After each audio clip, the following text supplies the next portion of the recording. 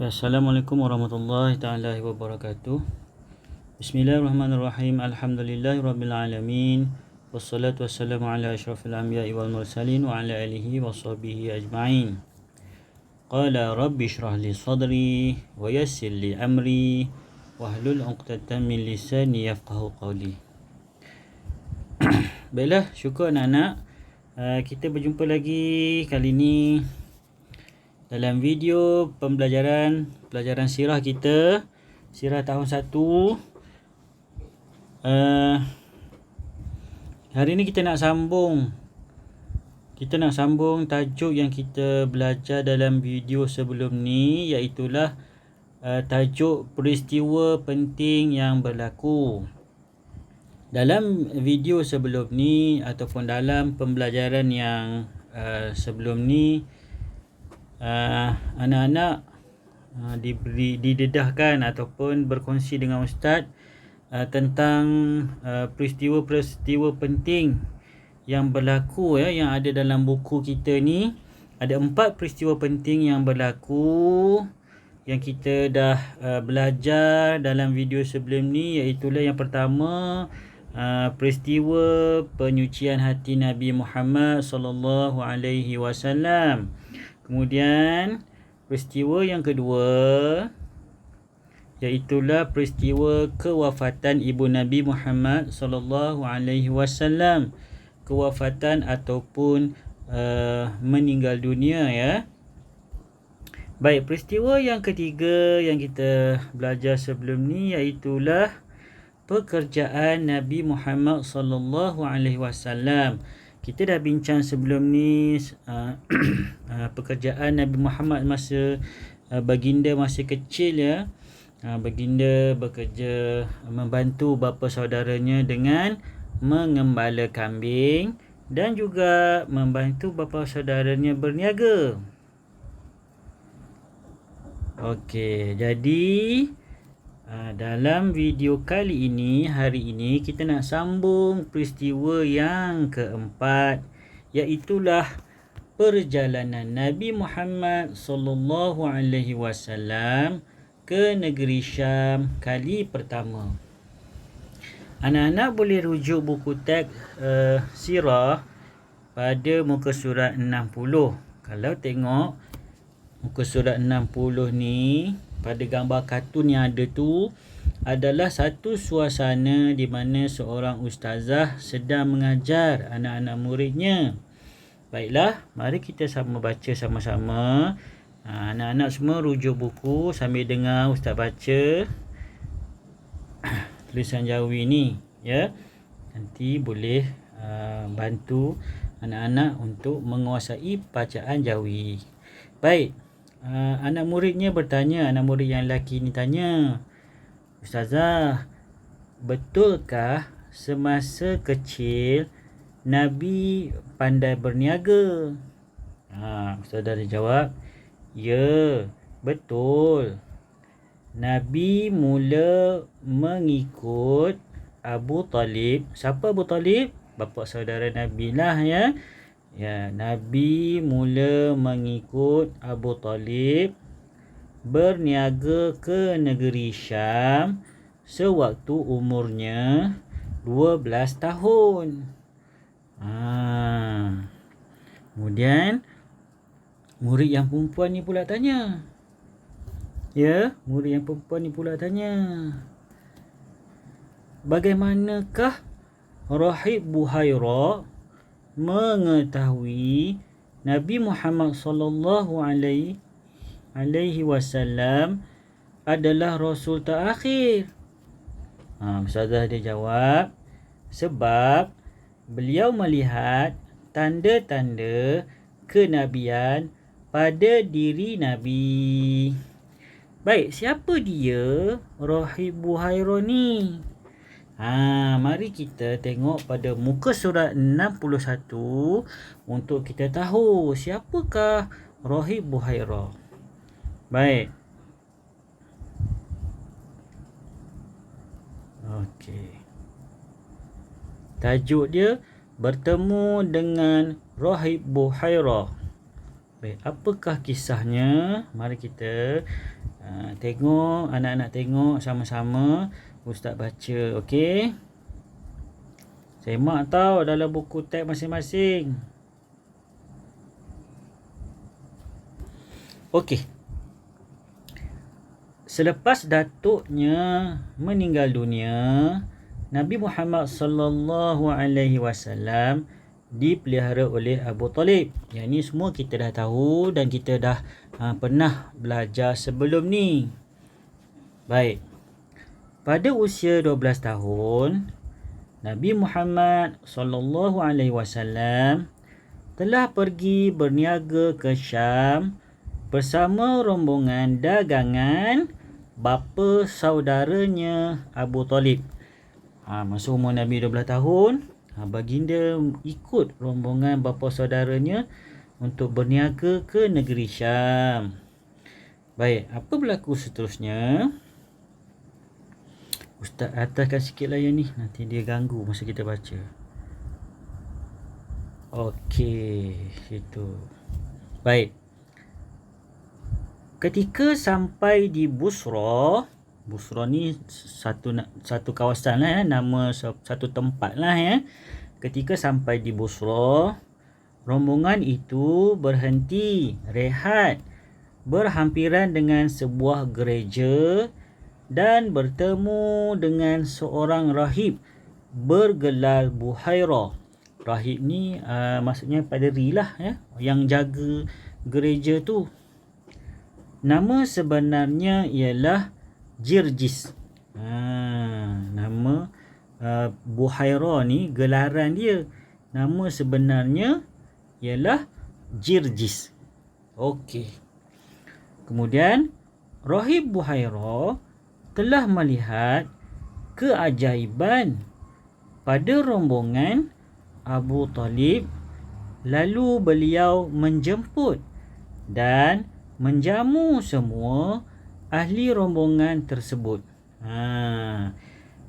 Rahib Buhairah ni dia nampak ada sekumpulan orang pedagang sedang berehat. Dalam rombongan tu, Rahib ni nampak ada tanda-tanda keajaiban ataupun ada tanda-tanda aneh ya dalam rombongan tu. Jadi Rahib Buhairah ni pun jemputlah rombongan tu masuk ke gereja tu untuk jamu rombongan tu makan. Macam itulah kan. Baik. Seterusnya pada muka surat 62. Ni muka surat 62 ya. Baik. Besar sangat pula ya. Gitu. Okey, seterusnya Rahib Buhairah melihat tanda-tanda kenabian pada diri Nabi Muhammad sallallahu alaihi wasallam. Tanda-tanda tersebut adalah seperti yang terkandung di dalam kitab Taurat dan Injil. Jadi Rahib Buhairah ni dia pengamal agama masa ni agama yang berlandaskan kitab Taurat dan Injil lah. Jadi dia dah baca tentang tanda-tanda dalam kitab Taurat dan Injil yang Allah Ta'ala turunkan tu kan. Kitab Taurat yang Injil yang betul lah, bukan kitab yang Injil sekarang ni. Kitab Injil yang ada sekarang ni semua telah diubah, dah tak asli, dah tak original. Dia yang maksud dalam cerita ni ialah kitab Injil yang asal, yang Allah Ta'ala turunkan. Itu yang original. Tapi sebab yang sekarang ni sudah ada berlaku penipuan ataupun berlaku pengubahan pada ayat-ayat Injil yang ada sekarang ni.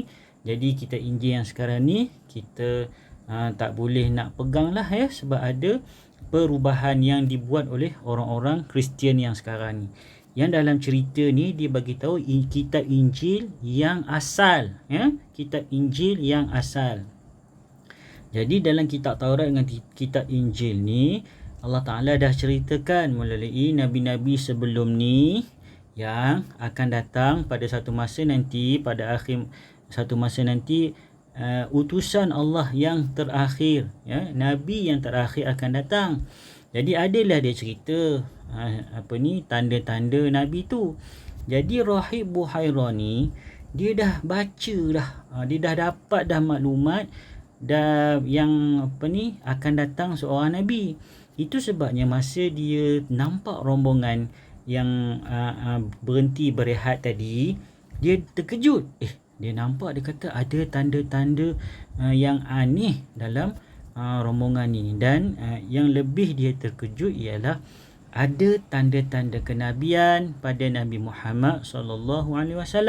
Macam mana dia tahu? Sebab dia dah baca ataupun dia dah dapat tahu daripada pembacaan dia dalam kitab Taurat dan Injil. Baik, Rahib Buhairah mencadangkan kepada Abu Talib agar segera membawa Nabi Muhammad SAW pulang ke Mekah. Saya ubah ni dulu, ya. Pulang ke Mekah kerana ditakuti keselamatannya diancam oleh orang-orang Yahudi. Jadi bila dia dah nampak tu, dia ceritalah pada Abu Talib dan dia nasihatkanlah, nanti bawa baliklah Nabi ke Mekah sebab orang-orang Yahudi memang tidak bersetuju dengan pelantikan Nabi yang terakhir ni di kalangan orang Arab kan. Jadi dia bimbang nanti sekarang keselamatan Nabi diancam ataupun diancam dengan pembunuhan. Jadi dia nasihatkan suruh Abu Talib bawa Nabi balik ke Mekah.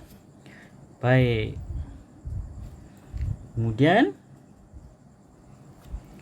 Abu Talib memahami maksud Rahib Buhairah tersebut, lalu segera pulang ke Mekah tanpa menyelesaikan segala urusan perniagaan di Syam. Sebab dinasihatkan oleh Rahib Buhairah tadi, maka Abu Talib pun fahamlah apa yang dipesan oleh Rahib Buhairah dan beliau pun tidak menunggu sehingga urusan di perniagaannya di Syam tu terus dia bawa balik Nabi ke Mekah sebab bimbang keselamatan Nabi Muhammad, sebab takut nanti orang-orang Yahudi nampak juga tanda-tanda tu dan dia orang akan bunuh Nabi. Itu maksudnya. Baik, kita tengok muka surat yang seterusnya, iaitu muka surat 63, iaitulah tanda-tanda kenabian Nabi Muhammad sallallahu alaihi wasallam. Apa dia tanda-tanda yang Rahib Buhairah nampak tadi? Yang pertama, awan memayungi Nabi Muhammad sallallahu alaihi wasallam dari panas matahari semasa ke negeri Syam. Jadi Rahib Buhairah tadi dah nampak dah semasa rombongan ni bergerak, ada kepulan awan yang bergerak sama memayungi rombongan Nabi Muhammad tadi daripada panas matahari. Itu satu daripadanya. Kemudian lagi Nabi Muhammad sallallahu alaihi wasallam berteduh di bawah sebatang pokok kurma. Pelepah pokok itu tunduk secara perlahan-lahan menutupi kepala baginda sehingga terlindung dari panas matahari. Ini tanda yang kedua yang Rahib Buhairah nampak. Jadi dia tengok bila Nabi berteduh di sebatang pokok kurma, daun pelepah kurma tu tadi tunduk perlahan-lahan dan menutup kepala baginda Rasulullah daripada panas matahari. Itu tanda yang kedua. Dan tanda yang ketiga ialah terdapat tanda kenabian pada belakang badan Nabi Muhammad sallallahu alaihi wasallam. Jadi macam kita kan ada tanda lahir kan. Jadi sebenarnya Nabi Muhammad juga ada tanda kenabian pada belakang badan baginda. Jadi itulah dia ya, tanda-tanda kenabian Nabi Muhammad sallallahu alaihi wasallam. Jadi itulah 4 peristiwa penting yang kita belajar tentang kisah Nabi, iaitulah yang kalau kita ingat balik tadi, yang pertama, apa dia yang pertama? Yang pertama ialah peristiwa penyucian hati Nabi Muhammad sallallahu alaihi wasallam. Yang kedua, kewafatan ataupun ibu Nabi Muhammad sallallahu alaihi wasallam meninggal dunia. Yang ketiga, pekerjaan Nabi Muhammad sallallahu alaihi wasallam. Dan yang terakhir yang kita baca tadi, ya, iaitulah perjalanan Nabi Muhammad sallallahu alaihi wasallam ke negeri Syam kali pertama. Baik, itu saja pembelajaran kita dalam video kali ini. Macam biasa, Ustaz harap anak-anak dapat ulang latih bacaan Jawi sambil dengar video Ustaz ni untuk bantu meningkatkan lagi kemahiran anak-anak membaca Jawi. Jadi Ustaz rasa itu saja video pembelajaran kita pada kali ini. InsyaAllah kita berjumpa lagi dalam video-video akan datang. Sekian saja dari Ustaz. Wabillahi taufiq wal hidayah. Wassalamualaikum warahmatullahi wabarakatuh.